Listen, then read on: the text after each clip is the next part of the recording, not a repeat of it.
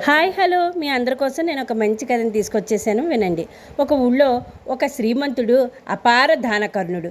ఆయన వద్ద చిన్నయ్య అనే సేవకుడు ఉండేవాడు. వాడు చిన్నతనం నుంచి శ్రీమంతుడు నౌకరు.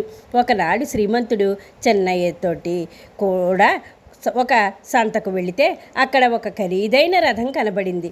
చందనం చెక్కతో జిలుగు పనితో మలచిన ఆ రథానికి 2 గుర్రాలున్నాయి. చిన్నయ్య ఆ బొమ్మకేసి తన్మయుడై చూస్తుండడం చూసి శ్రీమంతుడు దాన్ని కొని చిన్నయ్యకు బహుమతిగా ఇచ్చాడు.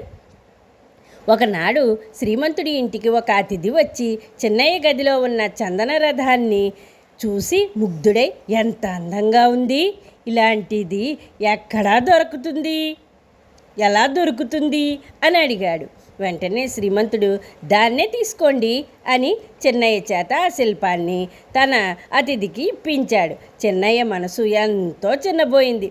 అది గ్రహించిన శ్రీమంతుడు, నేను కూడా ఒకప్పుడు శరీర కష్టం చేసి బతికేవాడిని. నిన్ను అందరికి నా తమ్ముడిగా పరిచయం చేస్తున్నాను. నువ్వు నాలాగే దానగుణం కలవాడివి అనుకుంటున్నాను అన్నాడు.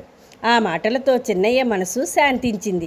తర్వాత కొద్ది రోజులకు ఆ అతిథి తన కూతురిని తెచ్చి, ఈమెను మీ తమ్ముడికి ఇచ్చి పెళ్లి చెయ్యాలని నిశ్చయించాను అన్నాడు. చిన్నయ్యకు చందనపు బొమ్మతో పాటు చందనపు బొమ్మ లాంటి భార్య కూడా దక్కింది. విన్నారు కదా. ఈ కథ కనుక నచ్చినట్లయితే లైక్ చేయండి, షేర్ చేయండి, సబ్స్క్రైబ్ చేసుకొని వాళ్ళు ఉంటే సబ్స్క్రైబ్ చేసుకోండి. పక్కనే ఉన్న బెల్ బటన్ని మ్రోగించండి. మరిన్ని మంచి కథలు మీ ముందుకు తీసుకొస్తాను.